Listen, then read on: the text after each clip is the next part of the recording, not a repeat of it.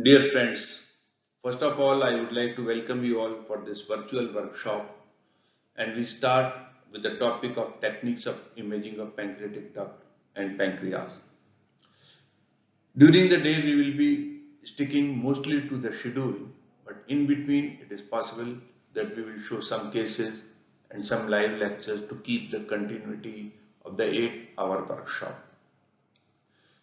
Techniques of imaging pancreatic duct. Why do we need to see the pancreatic duct? Because the pancreas lies around the pancreatic duct. And we will first discuss the applied anatomy of pancreas, and we will discuss this topic in the following headings. The relationship of pancreas, the more about applied anatomy of pancreas, some science of imaging, the home bases, aorta, movements, and then imaging from different stations. The pancreas is a transverse structure which lies across the vertebra. The head lies at a lower level, the tail lies at a higher level, and the body lies approximately at L2 vertebra.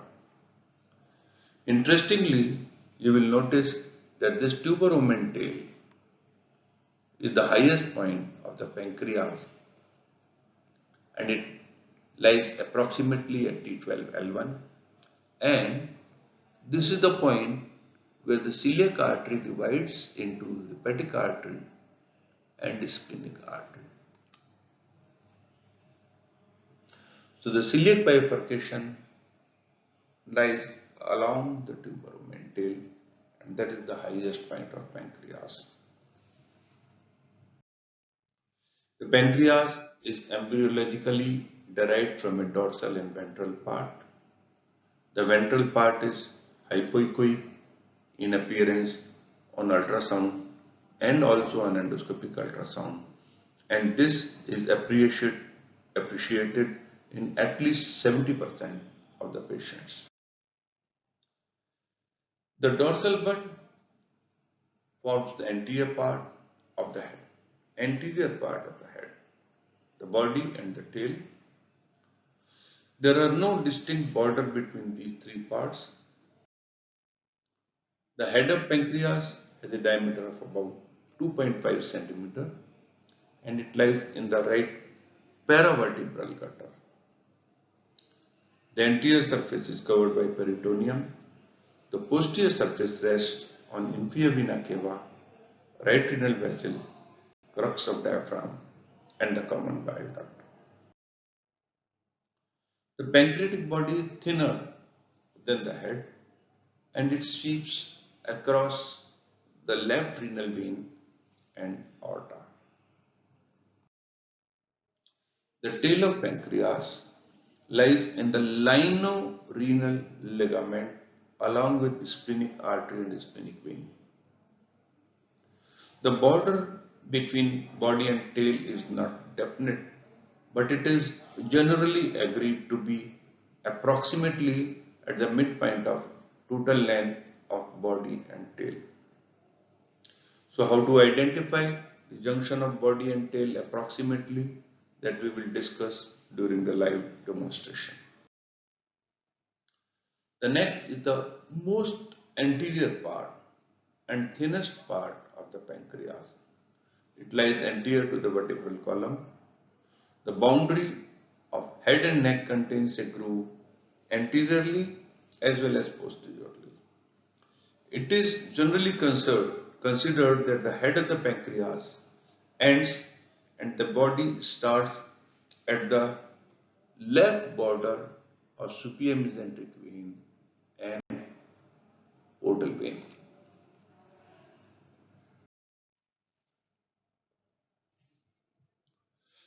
The neck has a groove on the anterior surface and on the posterior surface.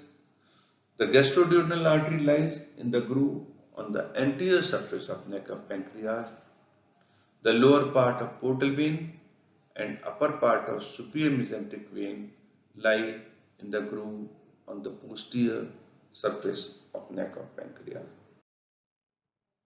The splenic vein lies in a groove on the posterior surface of body of pancreas.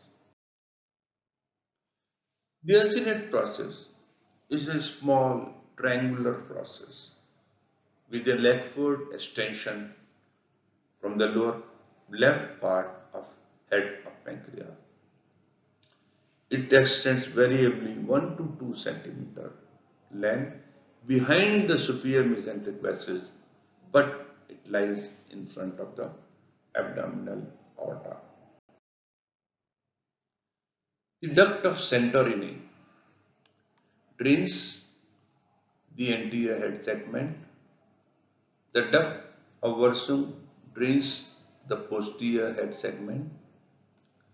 The main pancreatic duct goes through the transition zone as a communicating duct, and then this communicating duct continues as the main pancreatic duct.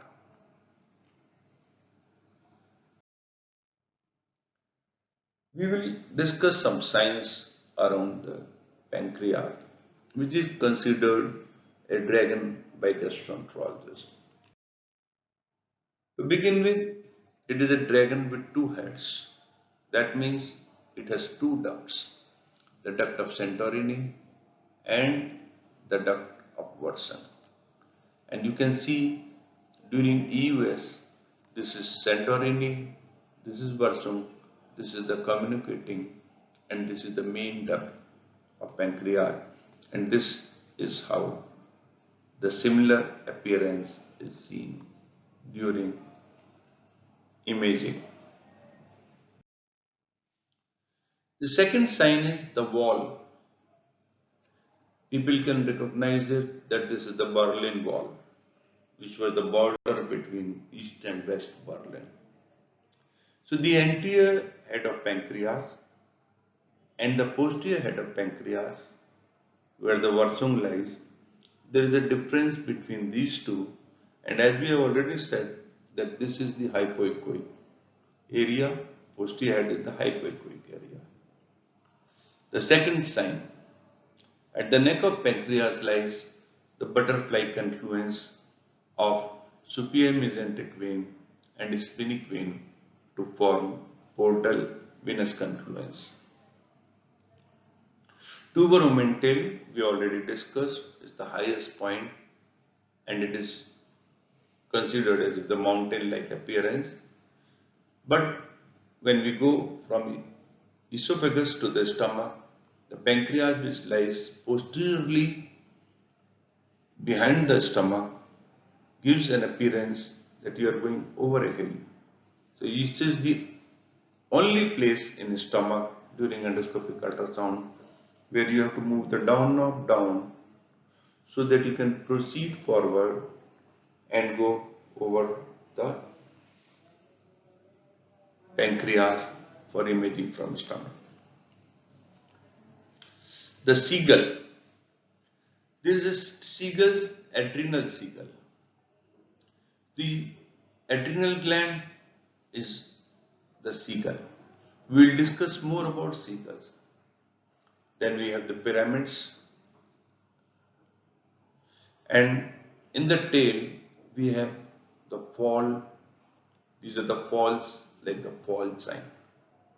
I will elaborate these signs more. These are the important signs, and one by one I will go on to explain what they are. We have already explained two heads of dragon, but when we see the aorta as a home base, we can see the thoracic aorta followed down.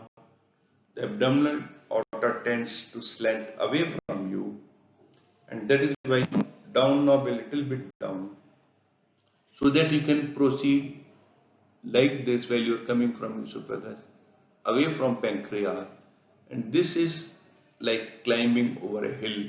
This is like climbing over a mountain. If you push like this, you cannot do. You have to go away from the pancreas. And this is the same video what we see. This is what we see in this case, that there is a tuber omentale, and this is the celiac artery dividing into hepatic artery. splenic artery, and this part in between these two is called the tuberomental, the highest point of the pancreas, roughly at the T12 vertebra, and this is the celiac artery origin. So the pancreas can be imagined all in the area below this. And when we see the pancreas below this area, we are able to see in this pancreas a pancreatic duct.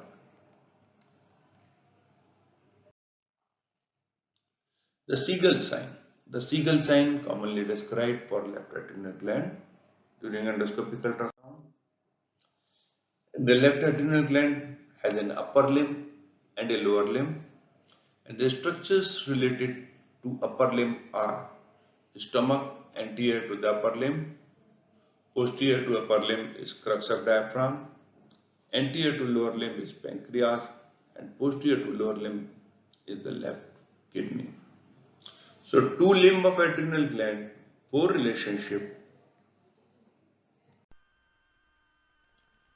but it is the vascular Siegel which is an important sign.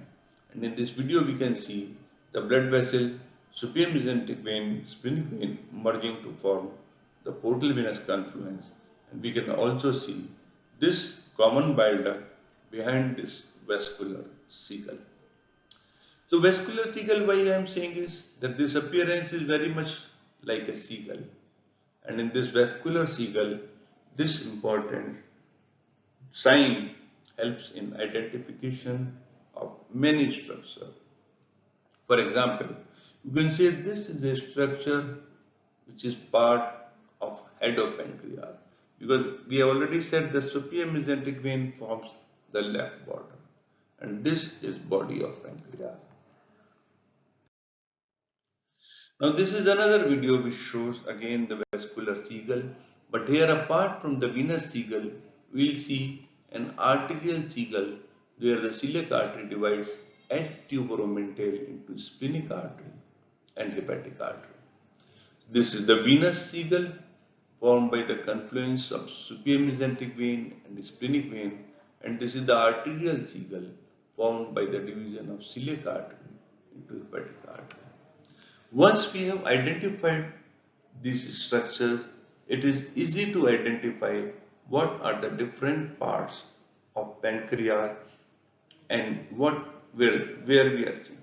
As we can expect in this image, we see the common bile duct in the head of pancreas, and we see the body of pancreas, and we can see further detailed subdivision of pancreas into different segments: above splenic vein, below splenic vein, anterior to superior mesenteric vein, posterior to superior mesenteric vein. The pyramid of the pancreas.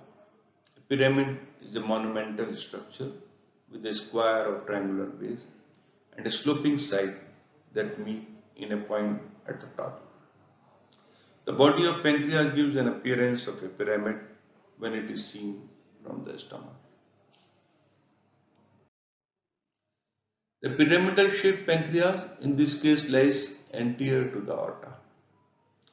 Splenic artery is like a river, the most tortuous artery of the whole body, and it floods along the upper border of pancreas. The splenic vein is like a canal that maintains a straight course, hugs the posterior surface of the pyramid at about 40% height from tail to the neck, and there it unites with the superior mesenteric vein. The duct lies within the substance of the pyramid, within the substance of pancreas, and this case the pancreatic duct lies, and there is an ascaris within the pancreatic duct. So we continue our presentation. The pyramidal shaped body of pancreas is easily identified in front of the descending aorta.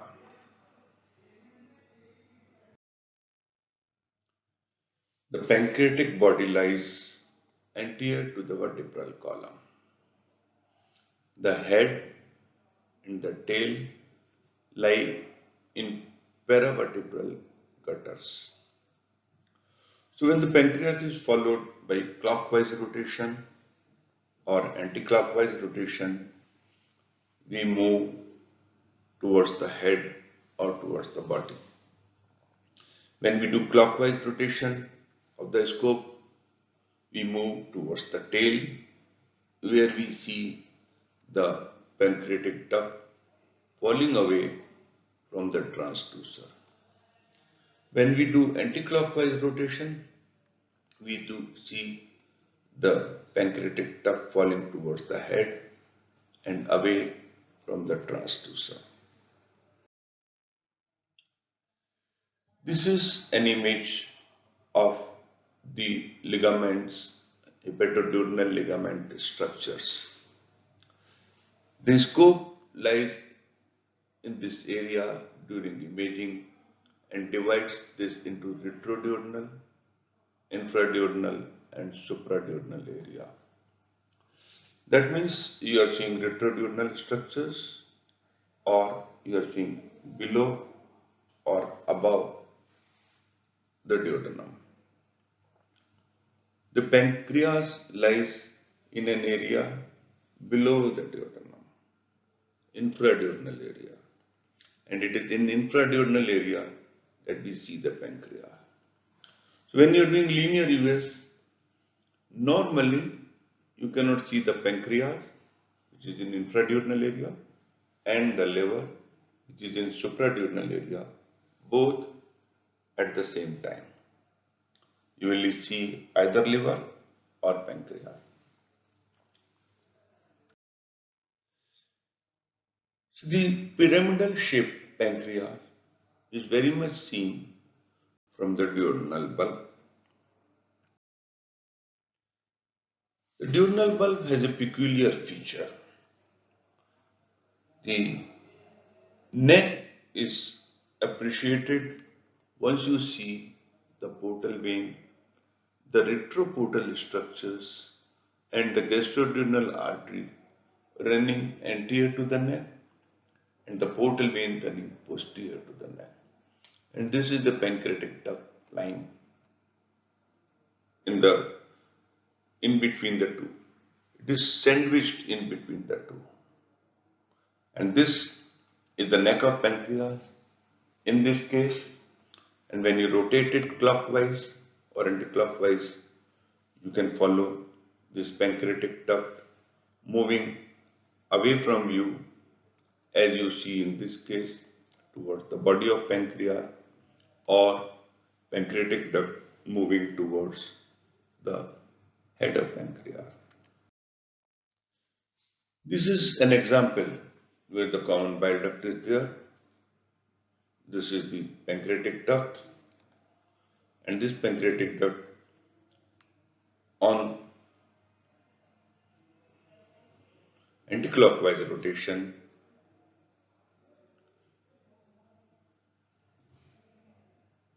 will move in this direction. There is a stone here, and now we will see this is the pancreatic duct moving away. So the identification of the neck of pancreas is very important. You can see in this case, this is the pancreas, some other images showing the pancreatic duct and the pancreatic duct and the structures in the form of a stack one by one. Pancreatic duct, portal vein in front of superior mesenteric artery. So the fall on endoscopic ultrasound, what is a fall? A fall is movement away. Fall indicates that the structure is moving away. And the pancreas is a sinuous organ. And in this, the course of pancreatic duct changes at many times. And these course of pancreatic duct changes account for many falls. For example, this image shows the presence of ascaris in the pancreatic duct, and it identifies the falling course of pancreatic duct from body to the head of pancreas. The left branch of the portal vein decides the junction between body and head, and this head is further demarcated by this orange line into an anterior head and posterior head.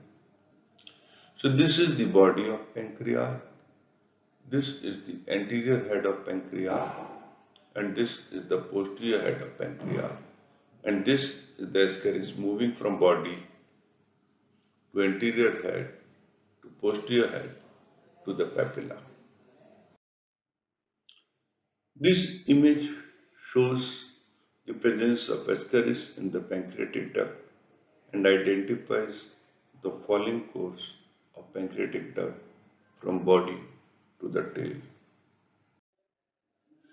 This image again shows the falling course of pancreatic duct. I would like to point out something interesting in this image. In this image, you can see the superior mesenteric vein and superior mesenteric artery and a pancreatic duct coming from the papilla. This is the curve of the pancreatic duct in the neck, and this is the fall of pancreatic duct towards the body.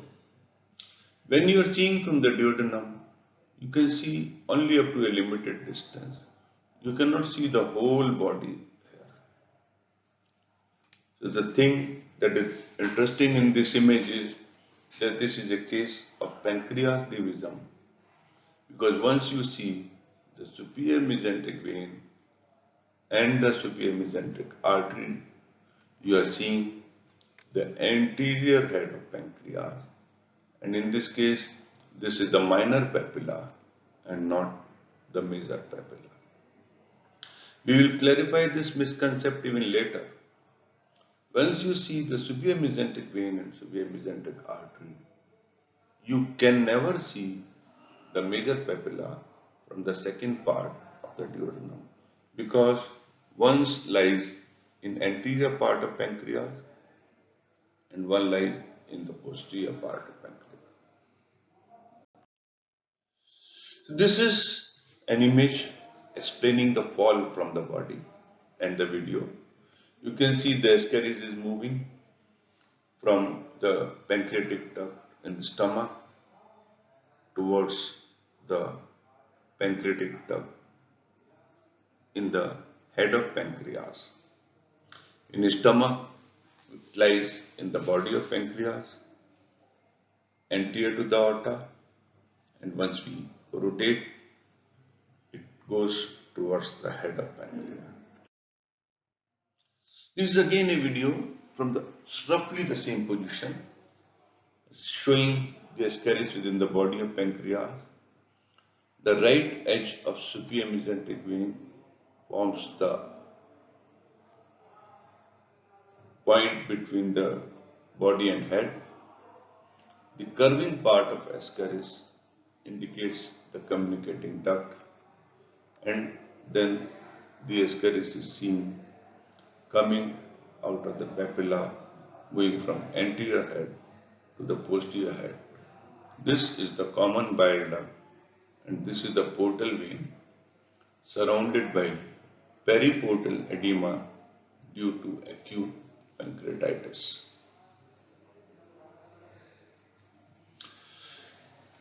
The focus can be changed, as has been done in this case, to see a better demarcation between posterior head and anterior head of pancreas.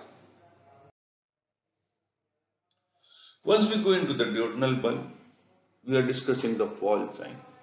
Again, once more, we can see that the pancreatic duct falls from the neck towards the body. So the pancreatic duct in stomach is closest to you in the body.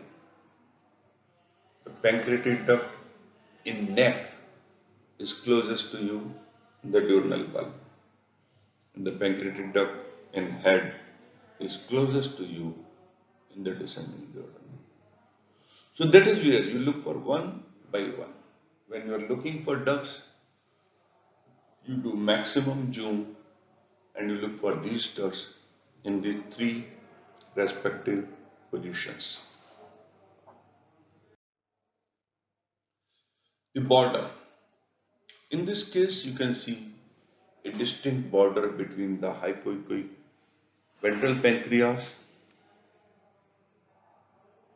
and the hyperechoic dorsal pancreas.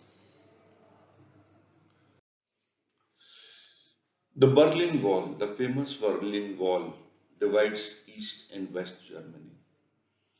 I have given this image again to explain this is a wall. There is a wall between anterior part of pancreas, head of pancreas, and the posterior part of head of pancreas, which explains the transition zone between the ventral and dorsal hypoechoic part. This line indicates the exact point where the change occurs, and in this case the ascaris is seen moving from body towards anterior head and to the posterior head. The wall can be seen from the bulb also, and in this case we are seeing the transition zone. The trick is to trace the duct across the transition zone. If you can trace the duct across the transition zone, you can mostly rule out the presence of pancreas divisum type 1 and type 2. There are some different images which are showing segments of pancreas, hypoechoic and hyperechoic.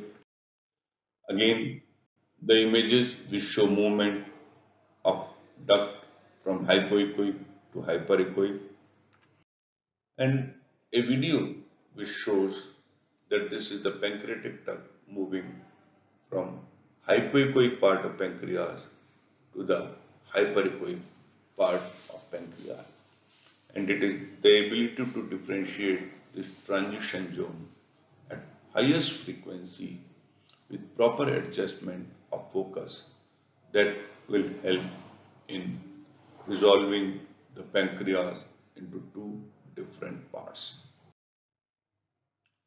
Once we come to imaging of pancreas from the duodenum, we have to understand that duodenum is the only place where the pancreas is a rectangular, gives a rectangular appearance. This rectangular pancreas is seen between the probe and the mesenteric vessels. In this position, we see the hyperechoic part of head of pancreas, and we can slowly pull it back and see the mesenteric vein joining with the splenic vein, and this entire part of pancreas is the anterior head of pancreas. And we can follow this. If we follow this further upwards, further higher up, we can follow this head of pancreas from towards the body of pancreas higher up by progressively pulling the scope back.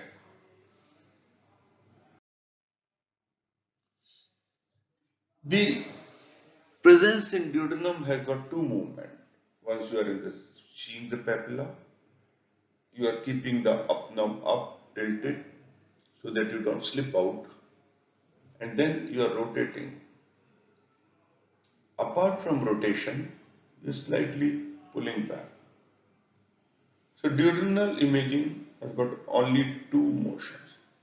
First, reach duodenum, stabilize, move up, rotate, and then pull back.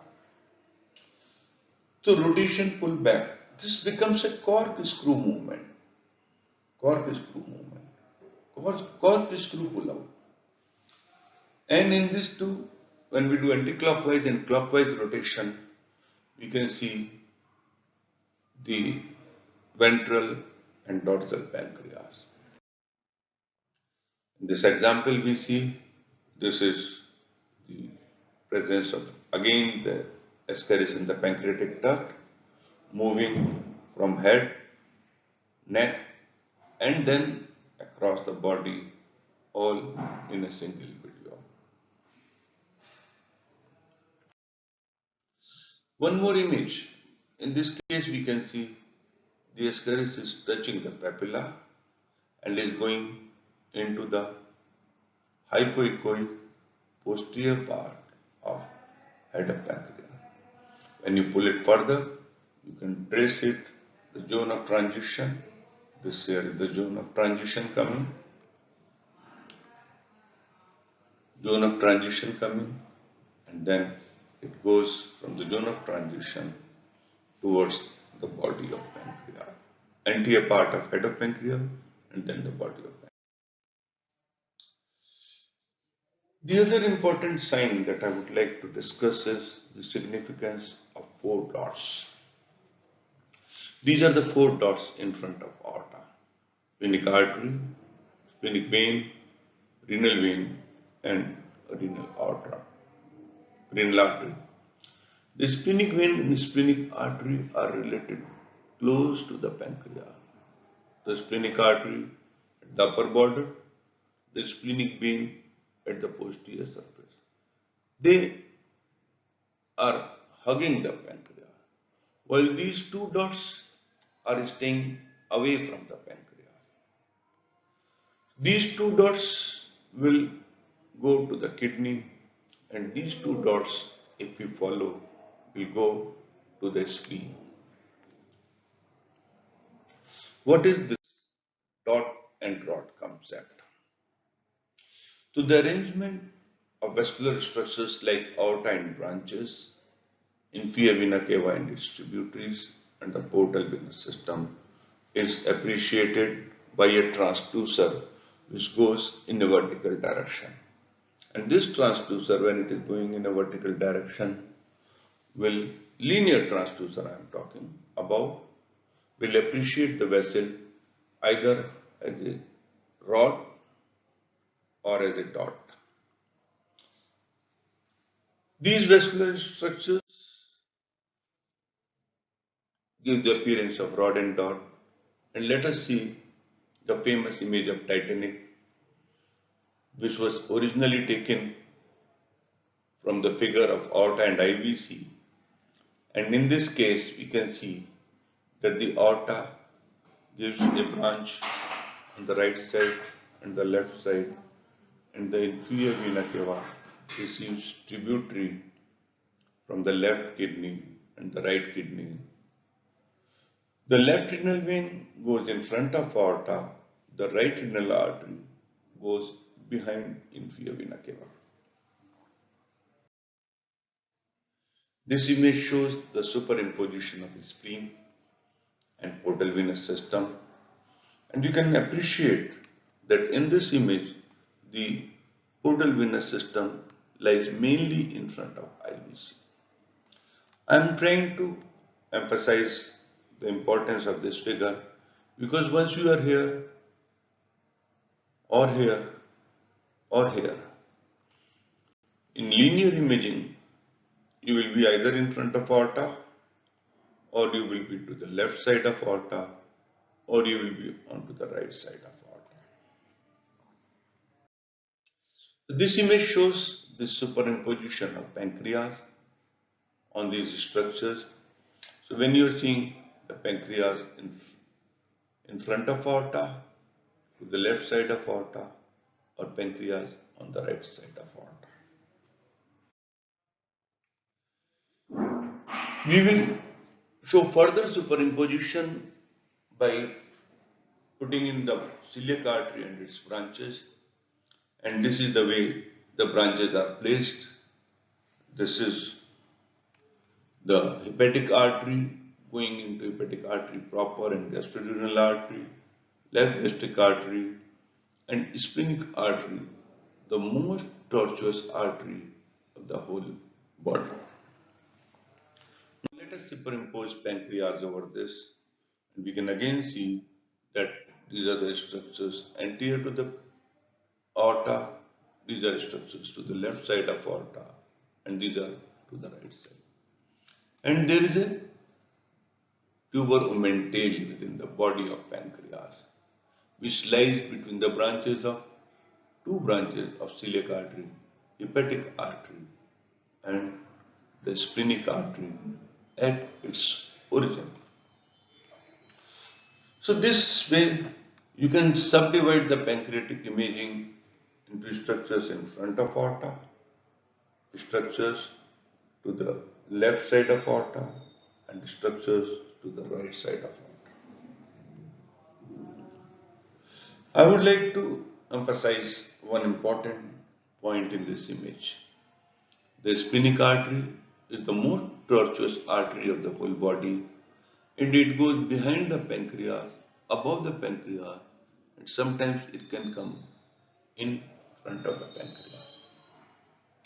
So in this figure you can understand that when you are doing a linear imaging, here these 4 dots will be seen, 1, 2, 3 and 4. Here these 2 rods will be seen, superior mesenteric artery and aorta, and here the 2 main rods will be seen would be superior mesenteric vein and inferior vena cava.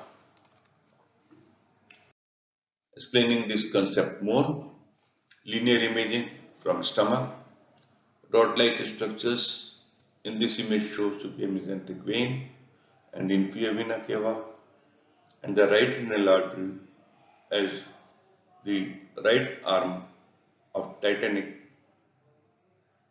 going behind the inferior vena cava. So these animated structures, as I said, when you are seeing from the stomach toward the right side of aorta, you can see aorta, superior mesenteric arteries, superior mesenteric vein and IVC. And in this case, we are seeing that this is the aorta and superior mesenteric artery as dot. But in between the two arteries, we see the left renal vein as a dot, the celiac artery as a dot, and the splenic artery as a dot. A word about celiac artery. Celiac artery is a very short artery, 1 centimeter long, and is a vertical artery that goes directly anteriorly from the aorta. These images show inferior vena cava and superior mesenteric vein. Somehow, when we see the image from the duodenum, we see 2 parallel rods, and these 2 parallel rods are superior mesenteric artery and superior mesenteric vein. The vein will always be closer than the artery.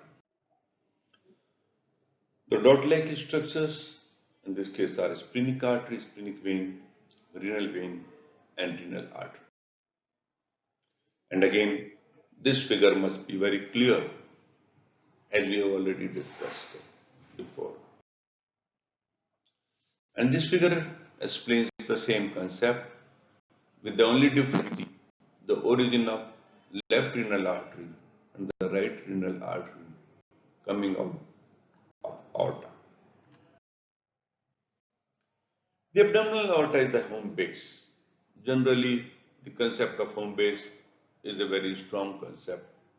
And the first part lies above the upper border of pancreas, second part behind pancreas, and the third part lies below the level of pancreas. And this is imaging from a neutral position, as I said, in front of aorta. Clockwise rotation shows the left para-aortic area, and anti-clockwise rotation shows the right para-aortic area. Rotation is the key. You rotate clockwise and anti-clockwise manner. In radial endoscopic ultrasound, change of position by pushing in and out is the key. But in linear endoscopic ultrasound, rotation is the key. And again emphasizing the same thing, that this is the central part. Once we are seeing the central part, we see the tuberomental body of pancreas. Then we rotate on one side and we see the head of pancreas. And on the other side, we see the body of pancreas and the tail of pancreas by clockwise and anti-clockwise rotation. And we are looking for ducts, different ducts. There are different segments of duct. Say duct of Santorini, versing, communicating duct, main duct, and then the branches of the ducts. Once we go into the left para-aortic area, we have to try and identify the junction of body and tail. There is no definite junction, but generally it is agreed to be located at the midpoint of total length of body and tail. So how do you know this is approximately the midpoint? When the left kidney on clockwise rotation is disappearing from the view and you are continuing clockwise rotation, that is approximately the midpoint. You can say this is body and tail. And at this point, the pancreatic parenchyma moves away from you. This is again a video showing the pancreatic parenchyma, pancreatic duct moving away from you along with the pancreatic duct fall and going from 6 o'clock position to 12 o'clock position. So this is the clockwise rotation which takes the pancreas toward the tail. As I said, pancreatic body is closest structure in the stomach, and the pancreatic tail and head lie in the paravertebral gutter. So when you are moving toward the tail or toward the head, you have to move up knob up to follow the structures in the pancreatic tail and the head. The difference between up movement towards tail or head is when you are moving towards tail, more often you have to pull the scope back, and when you are moving toward the pancreatic head, more often you have to push the scope a little bit down. Why? Because pancreatic body lies at the level of L1 vertebra, the tail quite often lies at about T12 vertebra, and the head lies roughly at around L2 vertebra. So this is the clockwise rotation. Here we are following the splenic artery and the splenic vein. We can see the kidney, and this is the place approximately just to the left side of aorta. What is the junction of body and head? We have already discussed this, and that this line that demarcates the boundary between body and head is the left margin of CPM, is the entry vein. So this is again right para-aortic area. We can see the pancreatic duct falling away from the body to head during anti-clockwise rotation. And in this case, we see the tuberomental lying between the division of celiac artery into the hepatic artery and the splenic artery. This is an image shows the classical bifurcation of celiac artery on anti-clockwise rotation, right para-aortic area, tuberomental, and the head of pancreas on the far side of the screen.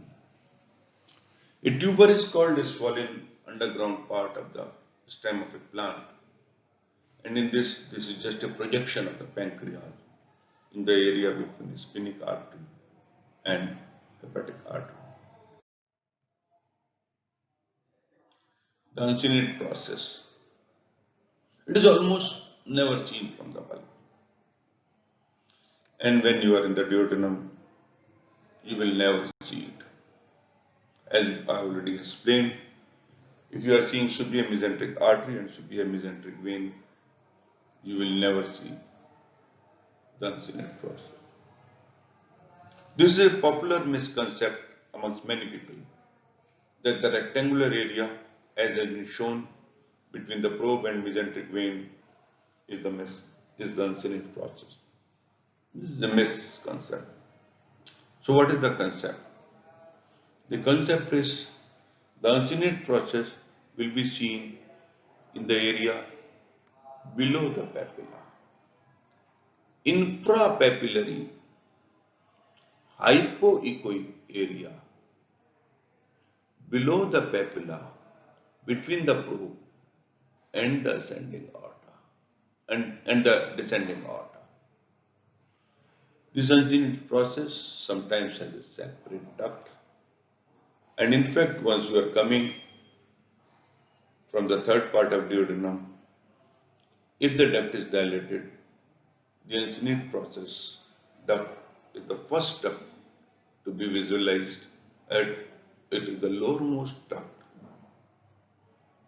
at a vertebral level, approximately at L2, L3 vertebra. The pancreas has branches. The ventral part has less branches.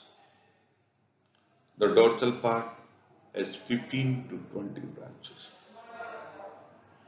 And these branches are not opposite, they are alternate in pattern. Normally, in ultrasound, you cannot see the branches of normal pancreatic duct. But on endoscopic ultrasound, you can see the branches, mainly the first two branches of the duct. The first branch will be going towards the uncinate process, and the second branch will be within the ventral part of head of pancreas. In body of pancreas, it is very less often that you see branches in normal endoscopic ultrasound. Though we will discuss this topic in some other discussion, but I would like to just emphasize that if you are looking for branches, you should have the highest resolution 13 megahertz frequency, which the new Pentax scope probe has, and I think even QZ has, with tissue harmonic imaging, with focus exactly in the area of expected branches coming out of the duct, compound imaging, all image optimization technique, and maximum zoom, right zoom, not read zoom, to see the branches. A small mention about the retroportal area. While you are seeing the pancreas and the portal vein, you will see pathologies in the retroportal area. In this case, the pathology is tuberculosis, but sometimes you can see the pathology of lymph node presence in the retroportal area. So when we see a lymph node in a case of pancreatic pathology in a retroportal area, it indicates a more extensive disease and a change in compartment. Again, the topic of compartment we will discuss in some different discussion, but there are three compartments: retroperitoneal compartment, subperitoneal compartment of ligament, and the peritoneal compartment In this case, this is a retroperitoneal compartment because pancreas is a retroperitoneal structure, but a retroperitoneal structure spreading beyond the ligament into another retroportal area is a pathology which generally indicates inoperability.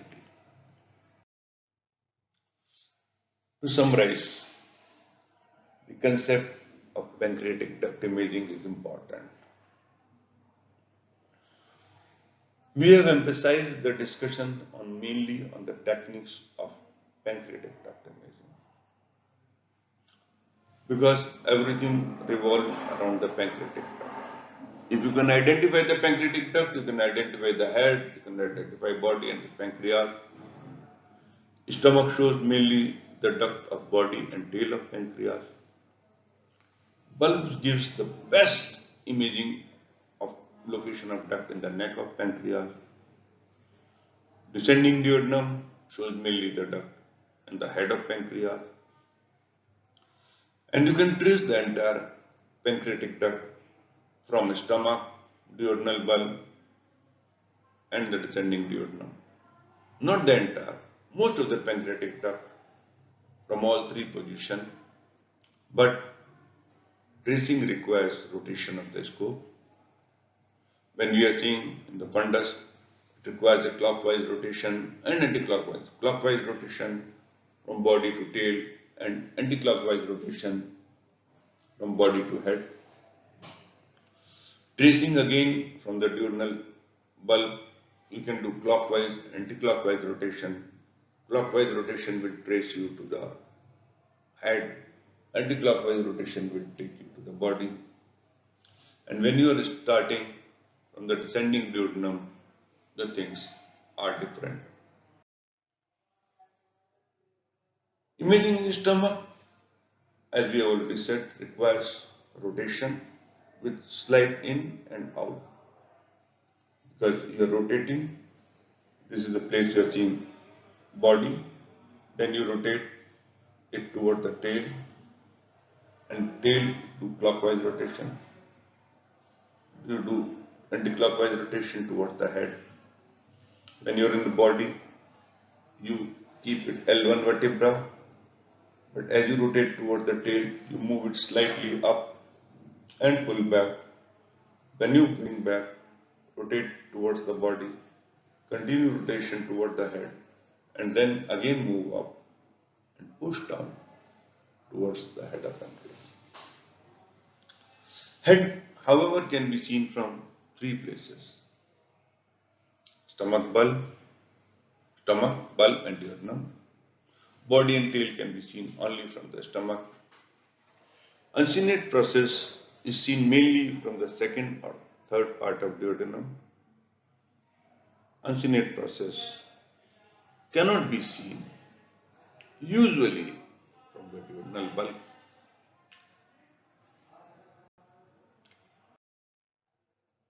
Pancreas has got different segment. Mainly it is an anterior and posterior segment. I have tried to discuss the pancreatic imaging in terms of segments to make it easy. Similarly, we will discuss one of these days, the imaging of liver segments. It becomes very easy because when you divide a structure into segments, it helps in decision of surgery, it helps in decision of evaluation, assessment. So the pancreas has been classified into segments. People will think of head, body and tail. So they are all one. There is one continuity. But during imaging, if you divide pancreas into different segments, you will find it easier. Head from stomach, duodenal bulb and duodenum. Neck from duodenal bulb. Head best from descending duodenum. Uncinate process best from third part of duodenum. And body and tail from stomach. A word about imaging of uncinate process. You go into the third part of duodenum. as deep as possible, rotate clockwise and anti-clockwise. Try to find the mesenteric vessels. Find stability. Move up now up. Stability. And then pull back. Pull back. Keep on rotating. Corkscrew rotation till you come to the papilla. Bring the papilla just in front of the probe, exactly at 6 o'clock position, just opposite the probe. And then rotate. Rotate anti-clockwise. See the aorta, and whatever area you see at the aorta, between the infrapapillary part of uncinate process, infrapapillary part of papilla, hypoechoic area, below papilla, between probe and aorta is the uncinate process. Uncinate process will be seen when you see aorta. Rotate slightly. It can go in front of IVC also, but there, when you are rotating in the duodenum, you will see 4 structures: aorta, IVC, SMA, and assembly. So once you are seeing aorta, yes, uncinate process. IVC, maybe, maybe not. SMV, no. SMA, no. No uncinate process. In this is how you see. Uncinate process is a small 1 centimeter diameter structure. It is not a very big. It is almost as if it is not visible, not as if it is seen, and it will be seen only when it is abnormal, pathological. You have to imagine uncinate process. You have to see, okay, this is uncinate process. You have to measure, it is only 1 centimeter. It is an extension of the hypoechoic part of posterior part of head of pancreas between the superior mesenteric vein and superior mesenteric artery. But mind you, superior mesenteric vein and artery lie anterior to the uncinate process, and aorta and IVC lie posterior to the uncinate process. Especially the aorta lies posterior to the uncinate process. Once you are seeing from the descending duodenum, you see anteriorly, you see superior mesenteric vessel, you see posteriorly, you see the uncinate process and the aorta. Thank you very much. I am very happy to give this talk on a very difficult and complicated topic from a different perspective: imaging of pancreatic duct and imaging of pancreas. Actually, it is imaging of pancreas only, but imaging of pancreatic duct gives it a different perspective. Bye.